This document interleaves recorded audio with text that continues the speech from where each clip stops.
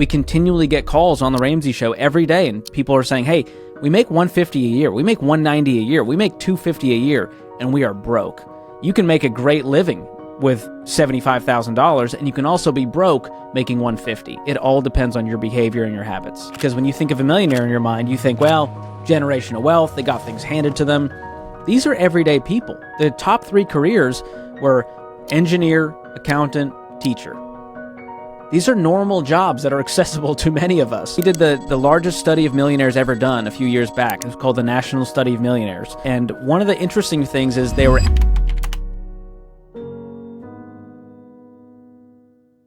What are some of the biggest wealth killers that are holding people back from being financially free? Oh, man. Well, I did a video on my YouTube channel about this. It's our #1 video by far, and it was called The #1 Wealth Killer, and it was all about auto loans. Man, the car payment is killing Americans. It's at $1.58 trillion. We've now surpassed student loans just in car debt, which boggles my mind. And, you know, we see that car payments have gone up, car prices have gone up. Average new car payments now $733, which just hurts my soul on a depreciating asset. The car is going down in value as you pay interest on it, which means you probably end up paying $5 or $10 grand more than the car was actually purchased for. So that's the #1, probably followed in a close second to student loans, which is crushing Americans, as we all know.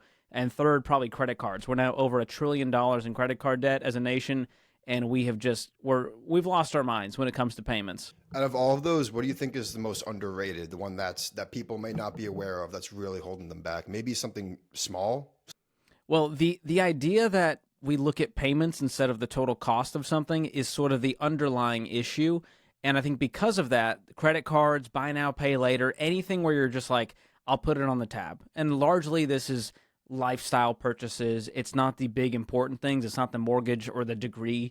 It's just, I'm trying to keep up my life and I might as well get the 2% cash back. And that's the trap that gets people. So I wrote a whole book on a whole chapter on credit cards in my new book, Breaking Free from Broke, that unpacks all the reasons why we can't cut up this credit card, or we think we can't cut it up, and really how to live without one, which is what I've done for over a decade now. Let's say someone's in a financial rut. So their bank account is just staying stagnant. It's not going up. Their expenses match their income and they can't save money. What's the way out of that? Especially if maybe they're living in a city where it's expensive rent and groceries and just everything that comes up with that, and they don't have the income to sustain that. What's the way out of that? Well, if you want to break free from that paycheck to paycheck cycle, it always starts with paying close attention to every dollar you have coming in. Most of the time where I dig in, they go, well, yeah, I'm not really doing a budget. I just feel like, or there's never enough money at the end of the month. And so what I do is sit with them and go, hey, list out your income that actually shows up in your bank account, and then list out all of your expenses. And I use a free app called Every Dollar. It's a budgeting app that we created here at Ramsey. It makes it super easy to do all of this right on your smartphone. And that helps show you the deficit. And you might be $500 in the red every month. And that's $6 grand a year if you keep that up, that you're going to be putting on the credit card most likely. So once you have all that listed out in your budget, now we can figure out how to create this magic thing called margin, which is the gap, the breathing room, where you have extra money that you can apply to your next financial goal. And so the way to do that, there's only 2 ways to create margin: spend less and make more. So the first thing I do is do a ruthless elimination of all the unnecessary expenses, and maybe even go, hey, is it time to reshop my insurance quotes because I'm overpaying? Is it time to, get withholdings changed on my income so that I keep more of it every month instead of getting a refund every month from every year from the government? So as you start to do that and ruthlessly cut, you start to create margin. The other side is income. Can we go create some side hustles to bring in more money for a season to have a little bit of breathing room to apply to our financial goals? So I find budgeting is the way out of that paycheck to paycheck cycle. And as you do that, you feel that progress, you start to get your head above water and you can start focusing on the future. For someone who's never created a budget before, do you have any tips for them to get started? Maybe like how they should go about the process of creating a budget? Yeah, it's become kind of a dirty word for a lot of people. They think it's restrictive and they think of Excel spreadsheets and it's going to take forever. And what I found is the key to starting a budget is just to get all of your financial documents. Let's say you get your bank statement for the last month, and then just start to map out, hey, I know what the last 2 paychecks were. I'm going to put that at the top. I know what my normal expenses are. Of course, some of them are going to be variable. Your light bill might change a little bit depending on the month. So you start to just map that out based on averages, based on what the last few months have been. And as you do that, just know it's going to take 90 days to get this dialed in. So the first month, you're going to kind of be a little bit all over the place. It's going to be a little chaotic. The second month, it'll be a lot faster, and you'll go, oh, I actually spend $200 more on food than I thought. Let's make our budget reflect reality. It doesn't have to be super aspirational, but it can't be, if you're spending $1,200 a month on food and you're a single dude, might be time to cut down a little bit and stop eating out. Yeah. And then you start to go, what can I cut? What can I shave? And that third month is where you really start to get excited because you feel the progress when you see that number going, I should have $500 left over this month if I just follow this plan that I laid out. So what I'm hearing is you almost need some experience. You need some months under your belt to kind of, because sometimes I feel like people can make maybe an unrealistic budget where they say, I'm going to spend $200 on food. And it's like, well, good luck with that. And so what I'm hearing is that you need some more months to just get used to it and see what's actually more realistic. Absolutely. And creating a miscellaneous line item is super helpful. As kind of imagine it as kind of the junk drawer of your budget when you're getting started to catch all the little ankle biters that you forgot about. And then as those come up, make a new line item. And so your budget can have as many line items as you want. You can have one just for your Amazon Prime membership, just for Target. It can be shopping. Who knows what it is, but make a line item for it. And that way you know what's happening. And as the new month begins, you got to make a new budget. And the new month might have a new line item that didn't happen in February. You've got that trip coming up. We got a plan for that. And once you do that, a budget really becomes permission to spend. It becomes freedom. And that's the chapter in my new book is called Budgeting is Freedom, because I want you to walk away feeling that peace and confidence that comes with paying attention to your money. How do we know when we shouldn't make a purchase? So let's say someone's on Amazon, they add an item to cart, they look at the price. How do we know whether we should pull the trigger or not? So in other words, how do we know when we can afford something? Is there a formula for that? Is it more of a gut feeling? I created a simple guide for this. It's just 5 questions you have to ask, and so I'll walk you through it. Number 1, if you have that gut check in your spirit going, I don't know if I should buy this, it's probably your brain and your heart saying, like, not the time, dude. This is impulsive. And so here's the 5 things you got to look out for. And I call it the Smart Spender Guide because it spells out the word smart. So the S is for self-awareness. So here's the question. Will this add value to my life? Is this purchase born out of the actual values I want to live out, the person I want to be? And if you can say yes to that, you can move on to the next one. So the first one is every purchase has to serve a purpose, real purpose, not it's going to hang on in my closet with tags still on it. If you say yes to that one, you move on to the M for motive. Am I buying this for the right reason? And that's largely where that gut check happens, where you go, oh gosh, this is retail therapy. I was stressed out from a day at work. It's 11 o'clock and I'm doom scrolling on my phone. If there's boundary issues and pressures socially from family and friends. But if you can say, yes, I'm buying this for the right reason, move on to the A for affordability. This is the big one. America would not be in debt if we answered this correctly. Do I have the cash to pay for it? Is this in my budget? And that question alone will cause you to make a purchase or not make a purchase based on the fact that you don't have the money to pay this in full today from your own bank account. If you say yes to that, you move on to the R for research. Is this the best option, retailer, and price? And this is the part most people skip over. It's impulsive. They're not actually looking it up on Google to see if there's other options. They're not looking up promo codes. They're not waiting for the sale that's going to happen next week. And so all of that can help you make a better purchase. Even when it's the right time and you have the money, you can still shave off some money to apply to other goals. So if you said, yes, this is the best option, retailer, and price, the final one is the T, and that's for timing. Is now the time to buy it? Can this wait? Is this a priority? Think about opportunity cost. If we spend $5,000 on the Apple Vision Pro, we might not be able to fund the Roth IRA to invest for our future or upgrade the car that it needs some repairs. And so all of that stuff matters when you look through the SMART. And when you say yes to all 5, you will make that purchase with so much peace and confidence and intentionality instead of impulse and regret. How much of an effect do you think social media is having on spending? How has social media changed people's spending habits when it comes to, you talked about cars, people love to take pictures of their cars and put it online. And there's this other stuff that people like to flex. How is social media affecting our spending? In a whole lot of ways. The younger generations have just a much more intense pressure than the older generations do because you only knew back in the day what your neighbor was driving and what your neighbor was doing.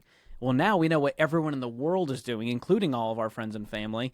And social media has largely become sort of a highlight reel and a facade of who I want to be portrayed as versus the reality of my life. And so that causes us to go, I'm not doing well enough. I need this thing.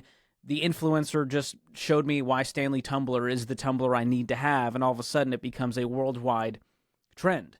And so that's what we're seeing with social media is things that we didn't know about 2 seconds ago now have become this I need to have it or else. And that causes a lot of poor decisions. And so the one thing you can control is your inputs. And so I'm going to unfollow that person who's causing me to make these purchases and realize that you got to run your own race because running someone else's race has no finish line. And so you've got to make purchases born out of your values and your financial goals. And if you're in debt, that means we got a priority. We got to pay off the debt before we go make these, more lifestyle, frivolous purchases. What I see a lot, especially people that are younger and people my age, is we tend to have a very unrealistic expectation about money, about how much money we should have at a certain age. It's like if you don't have 100K in the bank by 25, you're a loser. And it's like there's a fine line between being like ambitious and just being unrealistic. So how do we create a healthier expectation with money, specifically for young people? How do we create more of a realistic expectation of how much money we should have? That's so good. A lot of young people out there, the biggest TikTok I ever put out there, it was a call from the Ramsey show that I took from a 19-year-old who told me, hey, how do I turn $100,000 into $1 million by the time I'm 26? And I would just pause and I was confused by the question. It just felt like a weird goal to have that I need $1 million by 26 or else. So I started digging into it and I was like, well, why do you need $1 million? And he's like, well, I was just asking a question. And it was clear to me that there's this chasing of wealth without really having a purpose or meaning behind it. It was just like, well, my life will be better if I have more money. Says who? And what's it going to take to get there? And are you willing to do that? And that to me was very revealing of kind of the hearts of the younger generations of they want to get rich quick. And it's not all greed and malicious. They just see their parents waiting till 65 to retire into some menial, sad retirement. And they're going, I don't want that to be me. I need to build wealth now before I'm too old to enjoy it. And so that I understand, but there's a right way to do it because we found that the faster you try to get rich, the faster you'll actually become broke because getting rich quick involves a lot of shortcuts and a lot of scams and fraud. And, we see more people lose money than gain money when they try to do it quickly. So we tell people you want to be the tortoise, not the hare. You want to be a crock pot in a world full of microwaves. So I would tell that young person, slow down. Stop comparing yourself to where your parents are at that took them 30 years to get there. Stop comparing yourself to some TikTok guru who wants you to buy their course on how to get rich quick. And instead, find work that you love to do, something you're good at, that you're passionate about, and figure out how to grow in that skill. And the money will follow. And it will end up there if you're just consistent over a long period of time. And it doesn't help too when you see people on social media that are your age or younger who have a lot more money than you. That doesn't help either. But something that I could argue is that fast money isn't necessarily a good thing. Are you scared for these kids that are just making a lot of money on Bitcoin, or they find one drop shipping product and they make $1 million when they're like 21? Are you worried about these kids at all? What's your thoughts about that? Yeah, money is a very interesting thing. I don't believe money is evil. I think money is amoral. It just makes us more of who we are. And when you haven't been able to mature and you're not ready to handle that level of wealth, it can implode your life. It can ruin the relationships in your life. All of a sudden, your family and friends look at you differently when you have a whole bunch of money at a young age. And largely what they end up doing is they blow it on, Lamborghinis and this crazy lifestyle instead of putting it away for the future. And all of a sudden, they're broke again within a few years. And we see that happen with lottery winners. I mean, it's a very similar scenario. And most lottery winners end up broke within a few years, end up going bankrupt because they just simply weren't ready to handle that level of wealth. They weren't prepared for what they were going to do with it. And so I love the scripture from the book of Proverbs, 13:11 says this, wealth gained hastily will dwindle, but whoever gathers little by little will increase it. And it's such a great reminder that it's okay to build wealth slowly. And not only is it okay, it's actually wise. Because the faster you earn that money, the faster it's going to disappear. And we've seen that happen. Lifestyle creep is a real thing. The more you spend, the more you earn, the more you're going to spend. That's human behavior and psychology. It has nothing to do with money. It has everything to do with the person in the mirror. And I think I've heard you mention this crazy stat that 1/3 of people making six figures are check to check. Yes. And, while that stat boggled my mind, as we started taking more calls on the Ramsey Show, I realized this is a reality. This is not just a number on a piece of paper. We continually get calls on the Ramsey Show every day, and people are saying, hey, we make $150 a year, we make $190 a year, we make $250 a year, and we are broke. And it's because their lifestyle crept up to meet their income. And all of a sudden, they have 2 giant car payments, they took out a HELOC, they're building the pool, and they have a giant mortgage that they really shouldn't have gotten and can't afford. And that's not a sustainable lifestyle. And so it's not to say making more money won't help, but it's not the answer to your problems. If you make 60 today and you go, well, if I made 150, my problems would be solved. Not necessarily if you just go get more payments to eat up all of that new income.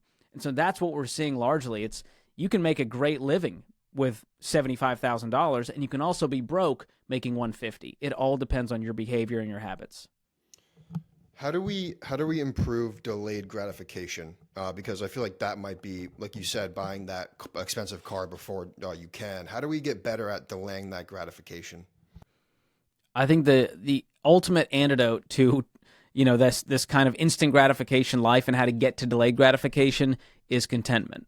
And it sounds like this squishy, lovey-dovey thing of just like be content with what you have. But really what that means is avoiding the comparisons and not needing to go a million miles an hour on your financial journey, and instead just doing the boring, tried and true thing. And so that means I'm going to save up $500 a month for a year to get that $6,000 car, or $1,000 a month, $1,000 a month to get the $12,000 car 12 months from now. But most people just go, well, I can afford a $500 a month payment, so I'll just get the new car now. And you make different decisions when it's your own money and you worked hard to save for it. Just like that little kid who saved up all their birthday money to buy that toy means something different than the kid who just got it handed to them for not doing anything to earn it. And I think the same is true of adults. We have to have that delayed gratification, that discipline, that savings muscle in order to truly look at purchases and spending differently. You also mentioned another stat. I forget the exact number, but it's that a lot of Americans don't even have $100 or $1,000 for an emergency fund. I forget what exactly that statistic was. Yeah. How much money should we have in an emergency fund? How do we know how much we should have saved up for that, for an emergency? Because stuff like that happens, whether it's your car breaks down or there's a health emergency.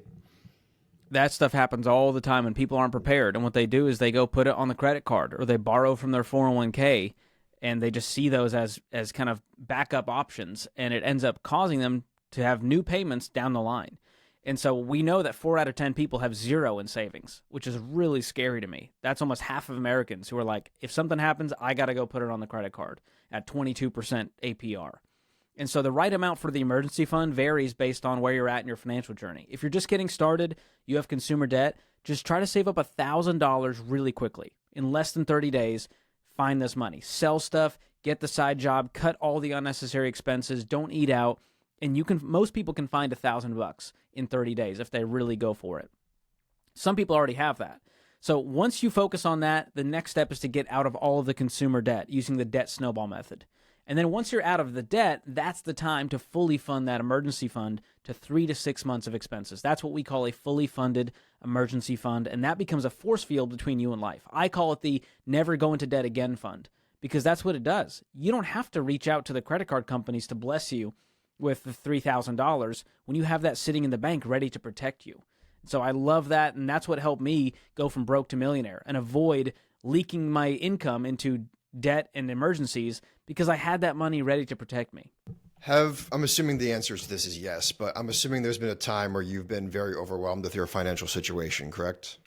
Oh, yeah. For me, it was at 23. At 23. So how'd you get out of that? Because I know you're a net worth millionaire now, but you didn't do it by having a business. You're a W-2 employee. So how did you break out of that from being in debt to where you're at now?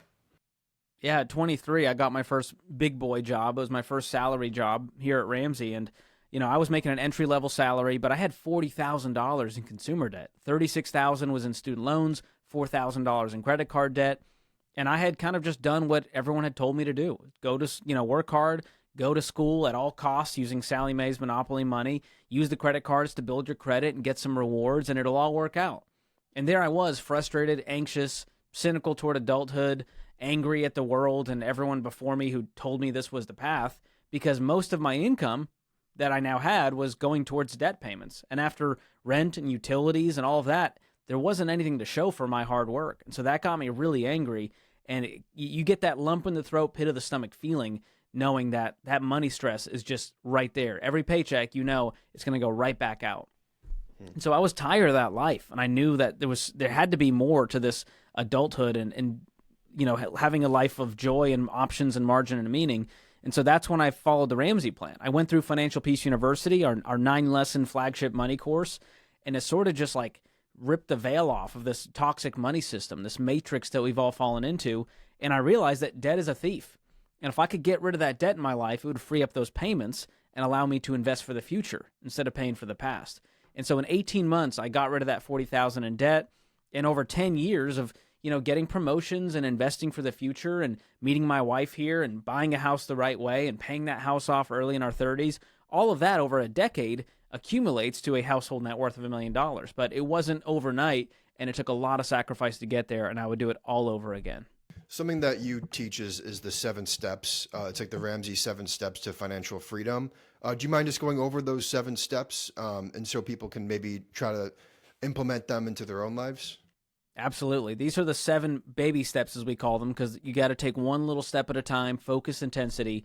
And over the last 30 years, we found that these steps work, and they still work even in today's world, regardless of what people say and think. So here they are. Baby step 1 is a $1,000 starter emergency fund. Once you build that up, you move on to baby step 2, which is to pay off all of your consumer debt, non-mortgage debt, using the debt snowball method, meaning you're going to list your debts out from smallest balance to largest balance and ignore the interest rate, which hurts all of the math nerds out there. But man, psychologically, it works because you get to that debt faster, you pay it off faster, you free up a payment faster, and you add that to the next debt. And you can see how that snowball starts to roll. So you're making minimum payments on all the debts except for that smallest one, attacking it with a vengeance, moving on to the next. And in 18 to 24 months, on average, most people get rid of all their consumer debt. That leads to baby step 3, where we fully fund our emergency fund from $1,000 all the way to 3 to 6 months of expenses. Not income, but expenses. And that varies based on, you know, how stable your income is. If you're two people working with stable jobs, you can lean towards the 3. But if you have a regular income or health issues in the family, you want to lean towards 6. Once you have that in place, now we've built this amazing foundation. No payments, money in the bank to protect us. We can now move on to building wealth for the future in baby step 4, which is invest 15% of your income into retirement. And once you get that plate spinning, whatever money's left over, we can hit with the kids' college fund and throw some money in there to help them avoid the plague of student loan debt. That's baby step 5, save for the kids' college. And then whenever money's left over beyond that, you can throw at the house. That's baby step 6, pay off the home early. And that's an amazing feeling if you can do that within, we tell people 15-year fixed rate mortgage is the only one that we won't yell at you for. And what's amazing is that in worst case, 15 years, you have a paid off house with no debt. And that gets you to baby step 7, which is build wealth and give. You can increase investing, you can increase your generosity, and you can increase your spending and enjoy the fruits of your labor. And that's the baby steps. And for 30 years, we've taught that, and we've created more millionaires than I think anyone in history because of how simple it is. And regardless of your income and where you're at today, these steps work. So I'm going to use myself as a guinea pig here. So I'm currently I'm 24. I'll turn 25 in June, and I'm currently putting 4% of my income in a retirement account. Should I be putting more at this age? Well, it depends. Do you have any debt? Yes, I have student loans. Yep. Okay. So we would say, and again, this is controversial, but this is what I did, to pause all investing until you get the debt knocked out. And that does 2 things. Number 1, it frees up 4% of your gross income to now apply to the debt every month. And number 2, it lights a fire under you to get back to investing, which means you're going to be more aggressive about finding ways to pay down the debt quicker. And those 2 things in combination will get you back to investing really fast and not investing 4%, but to 15%. So if you add up what your student loan payments are and you had freed those up, you would be able to invest a lot more, wouldn't you? Yes, absolutely. And so that's the key. So how much student loans do you have? Do you mind sharing, or is it a secret? No, I don't mind at all. I have 17,000. Okay. Is that all of the debt you have to your name? Yes. If this was a court of law, I'd be like, I don't. So technically $30 in a credit card right now, but okay. yeah, whatever. We won't count that. We'll pay that off and be done with it. So that's 17 grand. You know, if you focused all of your emotion and habits toward paying off that debt, you could pay that off fairly quickly, right? Probably within a year, 12 to 18 months. With some side hustles. Yeah, absolutely. And so within a year, I would get you from investing 4%, and I would quadruple that almost to 15%. And if you put that into an investing calculator, you'll see that you're going to be way better off doing that versus hanging on to the debt, doing the 4%, and never really getting to that threshold. So that's what I would do if I was in your shoes. 4% is great, and a lot of people do that to get the match. But we found even if you have a match, pausing investing, going down to 0% for now will accelerate the debt payoff and get you back to investing way more later. So when it comes to student loans, 17,000 is not a lot. I know people who are just like almost six figures is normal. What's your opinion on student loans, and maybe how do we decide if it's even worth it to go to college? I know you have some strong opinions about student loans. Yeah, I wrote a whole chapter in the new book, Breaking Free from Broke, just on student loans. And I unpacked the crisis, how we got here, how student loans actually started, where we're at today, and how to knock them out. And so the key here is, regardless of where you're at, we want to stop borrowing money. And so we want to be able to cash flow the rest of college if you're not done yet. And that might mean taking a pause. It might mean selling the car because it's worth 30 grand and you don't make much money. And all of that can help you cash flow the rest. But student loans to me are one of the biggest justified debts that we have out there. And it started with parents and guidance counselors who were like, hey, go to school. This is the best thing to get an education. And I am very pro-education. The thing is, there's a lot of ways to get that education. People might get more out of your podcast than they do out of a college course. And I'm almost guaranteeing that's the case. Yep. And so the degree has largely become irrelevant for a lot of fields. And many employers are now saying, hey, we're going to get rid of the degree requirement because it really doesn't speak to someone's skills or character, which is really what they're looking for. Experience, skills, character. Head knowledge, we can now Google things and use ChatGPT to find out most things. And so the head knowledge is less important than the application. So unless you're going to a field that requires the degree, I would pause and go, even then, let's find out the cheapest way to get there. And so here's the two questions to ask from my friend Ken Coleman, who's a fellow Ramsey personality. He says, is this the only way, and is it the best way? So if the only way for you to become a doctor is to go to med school, then go to med school. But is it the best way becomes, oh, there's a more affordable school, and I might need to pause for 2 years to be able to cash flow this instead of going $300,000, $400,000 into debt for it. And so I think there's a lot of paths for people. So you got to really dig into what you want to do instead of just fall into the trap of, well, I'm 17, I guess I got to go to college and, basically throw a dart at the wall and guess what degree is going to help me get the dream job that I want when you don't even know what that is. And so if you're like anything like me, the course of your life is going to meander and you may not even use that degree, but you'll definitely have that student loan debt. And people that don't graduate, it hurts even more because you still have the student loan debt with no degree to show for it. So I'm telling you, pause long and hard and go watch the Borrowed Future documentary that we did. It's free on YouTube. It's 88 minutes, and it will definitely cause some different brain reactions when it comes to college and student loans. I feel like the internet is going to change this a lot too, because it's never been easier to be educated and learn stuff. I mean, believe it or not, so I have a bachelor's in psychology. I learned more about psychology through the internet than I did through my 4-year degree. So that right there is a great example. But I feel like especially for me, college wasn't really, it was almost like an expectation rather than a choice, right? And I feel like a lot of people are in that boat my age because our parents, it was just like what you did. And largely the parents' reputation is staked on it. And that's the part that really makes me angry. It's more about, hey, I don't want to tell, the parents don't want to tell their friends that Brian's going to the community college down the road because it doesn't make them look good, even though it helps Brian go to college debt-free and get the education he needs. And so there's a lot of stigmas around education and that we all want to go to the name brand school. And I know you're in New England. I'm from Boston. The education is everything in Boston. You're always working on your third master's and what school did you get into? And that becomes who you are. And think we need to decouple our identity and our worth from where we got our degree, because truly no one cares when you get in the real world. What are some of the most common habits that you see that all millionaires have?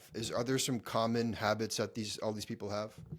Yeah, there was some interesting things. We did the largest study of millionaires ever done a few years back. It was called the National Study of Millionaires. You can look that up. And one of the interesting things is they were avid readers. And so they read books. They're not binging the latest season on Netflix. And it's fine if you do that. We've just found that there was a correlation between lifelong learners and people who built wealth. So that was an interesting one. The other one was delayed gratification. We found that they had a long-term mindset. They weren't focused on trying to keep up with the Joneses and the comparison culture. They were just consistently putting money away into their retirement plans. And we found that 80% of them said, the number one vehicle that caused me to become a millionaire was my employer-sponsored retirement plan. It was that 401k. And so it wasn't this get rich quick. It wasn't that they won the lottery or got an inheritance, because we found the majority, over 90%, did not become millionaires because of an inheritance. So that was encouraging too, because when you think of a millionaire in your mind, you think, well, generational wealth, they got things handed to them. These are everyday people. The top 3 careers were engineer, accountant, teacher. These are normal jobs that are accessible to many of us. And the thing is, all of those jobs require a process. Many of them aren't trying to flex. I don't know about you, but the accountants and teachers in my life aren't trying to impress me with their, luxury vehicles. And so the other thing is they stay away from debt and they budget. So they don't try to accumulate debt, and they put their money into assets instead of liabilities. And so it's into investment accounts and real estate instead of life's luxuries and toys and cars. So all of those things combined get you to millionaire status. And we've also found a cool correlation with generosity. Millionaires are generous. They don't hoard their money. They actually give a lot away. And we found that when you're more open-handed with money, more can flow to you and through you. And so that's a beautiful thing to point to, that millionaires aren't Scrooges and Scrooge McDucks out there. They're very generous, wonderful people of quality character. I feel like a lot of people have the misconception that you most need to be an entrepreneur in order to achieve financial freedom. But you're an example that you don't necessarily need to be an entrepreneur. And I think a lot of people, they might say they want to be an entrepreneur until it gets hard, right? Until their back's against the wall and they realize, like, wait a second, maybe this is too much for me. And there's almost that comfort with that, having a steady job, right? Absolutely. And we love small business around here. We have a whole brand called Entree Leadership, where we help small business owners succeed and win the same way Dave did when he started this company on a card table in his living room, 30 years ago, and now it's grown to over 1,000 people. But a lot of entrepreneurs, they have this assumption that I'm going to own my schedule, and instead of working a 9-to-5 for the man, I can set my own hours. And I'm going, do you know what entrepreneurs actually do and what they go through? You're about to work 60, 80 hours a week for years before you actually make what you were making at your W-2 job. And so along with the benefits, healthcare, 401k, there's a lot of great benefits that come with being a W-2 employee. And so I don't think there's a right or wrong, but I do think you've got to look long and hard before you just go, well, I'm going to be an entrepreneur because that's going to work out for me. And if your Instagram bio says entrepreneur, you're an unemployed 19-year-old who's into crypto. Just admit that. It's fine. And so start a small business with a lot of research. Don't do it because you saw a TikToker say that you can make money if you buy a vending machine and an ATM.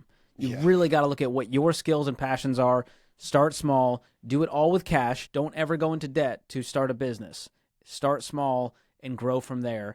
And start it on the side. That's what many people do the smart way. They have a W-2 stable job, and they start something on the side, and it grows. I mean, you have a job. You're doing this podcast as well. And as the podcast grows, maybe one day you get to the point where it can replace your income, and you can go, all right, if I did this full time, I can see how I can make a living doing this.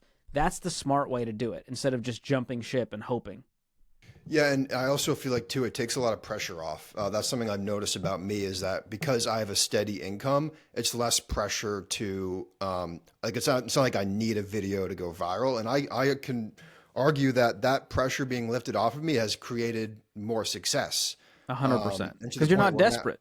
Exactly. And that's I've seen that pay off into now where it's a reasonable side income. Here's an interesting question, since you brought that up. When do we know when to make the switch to full time on a side hustle? So I've heard if it's you People say if you match the income that you make from your job, from your side hustle, I think that my personal opinion, I think you maybe need a little more than that. What do you think of is a good time to switch? Well, it depends on where the income is coming from and how consistent it's been coming in. So if you're trying to do real estate and you sold one house, well, just because that one transaction was big doesn't mean that you're going to sell 10 more in the given year. And so if it's an online course, you reasonably know how many people are coming in, you figure out the marketing strategy. So depending on what your business is, I would try to create consistent income for at least 6 months before you go, all right, I'm ready. And another thing to look at is, what am I making hourly from putting my time into this side business? And if the hourly rate is similar or more to your current job, then you can viably go, all right, if I put 40 hours a week into this side business, I could then make the income. So it doesn't have to necessarily be as much as you're making, because you're not putting as much time into your side business most likely as you are into a 40-hour a week job. The other thing to think about is, well, now you have to buy private healthcare out in the marketplace. Now you have to cover your own retirement plan. And so you have to look at the full benefits and make sure that you're making enough to swing all of that, especially once you get older, you've got a family, you've got mouths to feed, there's just more risk. And so the time to do it, if you want to try it, is when you're young and single and people aren't relying on you. That's a great time. And, you know, I follow a lot of Gary Vee's content, and he's telling people, hey, go try a whole bunch of stuff when you're young, because you can take on a little bit of that risk. Now, the risk I don't want you to take on is debt. And so the right time to do this, get out of debt, have an emergency fund, and even set money aside, 3 months of your expenses, to where you can get this business off the ground once you make that jump. You've been at Ramsey for around 10 years now, a decade. What are some of the biggest lessons that you've learned from Dave throughout your 10 years? Oh, man.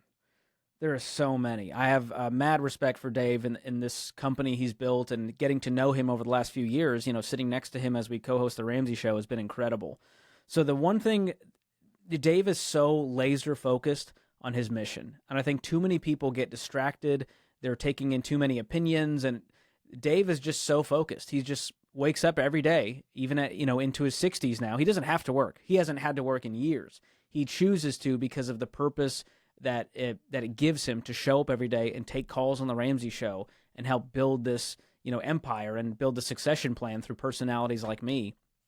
And so the thing I've learned from him is, don't despise humble beginnings. That's a great principle that he's lived out over 30 years. He started this on a card table in his living room. He still remembers the days when it was a bad suit and a projector, and he was trying to run this event with 10 people in the room, and he was setting up all the chairs, to now, filling out arenas. And so you can't think, I have to be at this spot 5 years from now. It has been death by 1,000 cuts for Dave, and I respect the heck out of him for that. And the other thing I've learned from him is consistency over time. We have a trust brand here at Ramsey, and what Dave has done really well is consistently, over a long period of time, he has earned the respect and trust of the listener, of the customer. And the last thing I've learned from him is, if you help enough people, you don't have to worry about money. That's one of our core values here, is marketplace service. So what Dave has done really well is helped a whole lot of people, and that has created amazing revenue for this place. And there's nothing wrong with that. People are like, oh my gosh, I can't believe Dave is making money from people who have money problems. And we're like, we provided a service. We gave them a $10 book that helped them get out of $50,000 in debt. How is that an evil money-making scheme? Yeah. And most of the things we do here are free. My YouTube channel, The Ramsey Show, our blog articles. We have so much free content, and we're not forcing anyone to buy it. And so it's amazing to see the business results of just really focusing on helping people instead of just making money is what causes long-term success. So Dave will joke that he's an overnight 30-year success. And I think it's a great principle for young people to go, oh, it might be 10, 20, 30 years before I get to this level. And am I okay with that? Because if you're not, it speaks more about your wanting power and influence and money than it does about your mission on this world. And so I think focusing on the impact you want to make versus the money you want to make is going to pay dividends down the line. How do young people increase their financial IQ? I feel like that might be something that we struggle with, for the simple fact that we just have we lack the experience. And I feel like that IQ comes with experience when you make those mistakes and you learn what works, learn what doesn't. How do we increase our financial IQ? Yeah, I released a video on this on my YouTube channel recently, and it comes down to a few basic principles. Number one is We know there's a lack of financial literacy out there. And so I love that there's so many platforms, including ours, that are helping people learn the right way to handle money. Now, the right way gets squishy because we believe ours is the best, right, most peaceful way. And there's a lot of other ways that sound sexy, but involves a lot of shortcuts and a lot of risk. And so the best way to increase your financial IQ is learning the right way and then implementing it instead of just knowing it. You know, we can Google how to get out of debt. It's doing it that's hard. And that's why we say that personal finance is 80% behavior. It's only 20% head knowledge. We know how to lose weight, calorie deficit, but how many of us are willing to eat the right way, to work out regularly in order to have those results? So that's one way to increase the financial IQ is just getting the education and implementing it. And really the way you do that is through the budget, is through making a spending plan, getting out of debt and staying out of debt so that you have money to build wealth for the future. And we've always said your greatest wealth building tool is your income. And when you don't give that away to lenders every month, you can actually build wealth with it through tried and true ways, 401ks, IRAs, real estate that you end up paying off. All of that is the best way to increase your financial IQ and build wealth, which is really why we want to increase our financial IQ. What's the connection between faith and finances? As a person of faith, this one's been really interesting to me as I've collaborated with a lot of personal finance, influencers and YouTubers and TikTokers, and they're doing a great job, but I've realized over time that there's not a lot underpinning all of this. There's not a real deep foundation. It's sort of a chasing after the wind, like Ecclesiastes says. They're just sort of trying to chase the next million, the next 3 million, without having an underlying purpose. And so the connection between faith and finance for me is, I'm a Christian. I grew up Arabic Baptist outside of Boston, West Roxbury. I'm sure you know it well. Yes. And so growing up with a faith background, we learned early on that we're stewards of what God has given us to manage. And that changes the way I see money. Because whether I have $10 or $1 million, it's not really my money. I'm managing it for God. And so it's a blessing that he has given me the ability to go make money and I have this income, but I make different decisions when it's for someone else. I'm managing this money, and that means I want to steward it wisely. And the way we see, stewardship in that way is there's only 3 things you can do with money: give, save, spend. And I believe you should do it in that order. Giving should be a priority. I think it changes your spirit. It gives you more joy. And that's a part of the Christian faith is giving 10% as a tithe to your local church, or, giving on top of that to missions and opportunities and nonprofits and charities that inspire you. We found people live longer and they have better lives when they give. And then saving for the future. That's a great principle. There's a lot of proverbs saying the wise man stores up choice food and olive oil. The foolish man gulps theirs down. They spend whatever he gets, says another version. And so I think that's very true of our culture today, that, wise people, they're actually saving for the future. They have that surplus, and the foolish person just blowing that next paycheck on whatever comes their way. And then spending is an okay thing to do, but we got to remember that, more stuff won't make us more complete, and you can't spend your way into a meaningful life. So while it's fine to spend, I think giving and saving are really great muscles to flex, and that underpinning of faith, realizing that, I believe God is a giver. He gave his only son so that we could have everlasting life. And when you realize that, it makes you want to give more. And that we were created in his image, and therefore, the more I give, the more I'm becoming who God made me to be. So regardless of your faith background and whether you believe in a higher power, I think the principles just make sense, even on a secular psychological level. When you look at science proving that giving is good for your brain and it gives you joy and it helps you live longer, you should just be a giver. You're going to live a better life and be more attractive at work, to your friends, to your family. We are attracted to people who aren't stingy. So there's a lot of beautiful principles from the Bible, and that's how this place was born. It was born out of biblical principles after Dave Ramsey went bankrupt and went, you know what, I'm going to see what this book has to say about money. And it turns out there's over 2,300 scriptures about wealth and possessions and money, and it all is in alignment, which is really cool. There's not a lot of contradictions. It says the borrower is slave to the lender. At no other point does it say, well, if you can get a 0% loan, then go do that. It doesn't say that. It just says you're not going to be in full control of your life when you owe other people money. And so those are the principles I live my life by, and it's worked out for the last decade. This is my favorite question to ask. What do you think is the biggest misconception that young people have about being an adult? Ooh. The biggest misconception is that if I follow the path that was laid out before me, it should just all work out. because I did my homework, I got the good grades on the test, I went to this school, and therefore everything should just be handed to me now. And I don't think it's this sense of entitlement that was born from them. I think we told them that. We gave them the participation trophies. We told them they were all special. We told them just go to school and get the education and it'll ROI. And here they are, not really knowing what they want to do in life, feeling like they have to do what their degree says, otherwise it was a waste of money, and not being able to do the things they want because of their debt, because of the student loan payment and the car payment. And we see this. It's holding them back from starting families, from moving where they want to move, from traveling, from having kids and getting married, from buying a house. And so I think the misconception is that it will all just work out if I follow this path. And the truth is, nothing's going to be handed to you. The grind really starts when you get out of college and you enter the real world, and you don't have this safety net and this bubble of perfection and structure. It's on you to go do all of those things. And so I think young people have to realize, number one, you don't have to go that way. And number two, it's not too late. And so don't get cynical. If I could tell young people one thing, it's do not get cynical. And I end the book, Breaking Free from Broke, with this chapter where I talk about the gap between hope versus cynicism.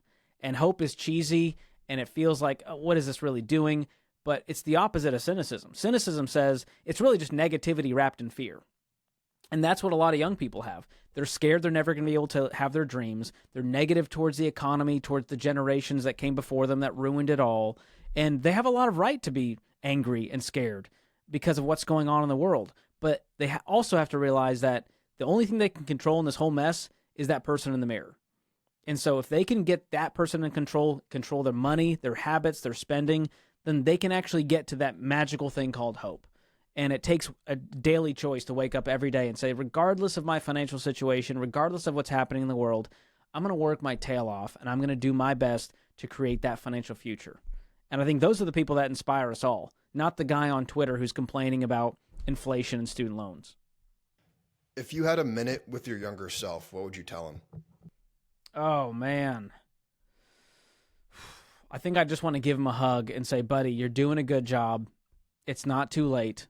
Take your time and enjoy the ride. There's no end game finish line you have to get to. And I think for a lot of young people, they feel like if I'm 22 and I haven't figured it out or I haven't gotten to this point, it's too late for me. And I'm going, dude, the life expectancy of the average American is in, late 70s now. And probably later if you take, good care of yourself. It's not too late. And so the people that inspire me the most are the ones who get the degree into their 50s and finish that education and start that business. And, Gary Vee has a great story where he's like, I didn't get this off the ground until I was in my 40s. So don't tell me it's too late because you're 23. And so that again is cynicism, telling yourself it's too late. But I remember feeling that way when I was meandering through all kinds of odd jobs and I was kind of just this freelance, creative, musician, marketing guy, social media guy, not really knowing what my purpose was. And that took a long time to figure out. And so keep exploring, keep pushing, realize it's not too late, and learn from other people's mistakes. Be consistent, be faithful in whatever's in front of you, and the next thing will present itself.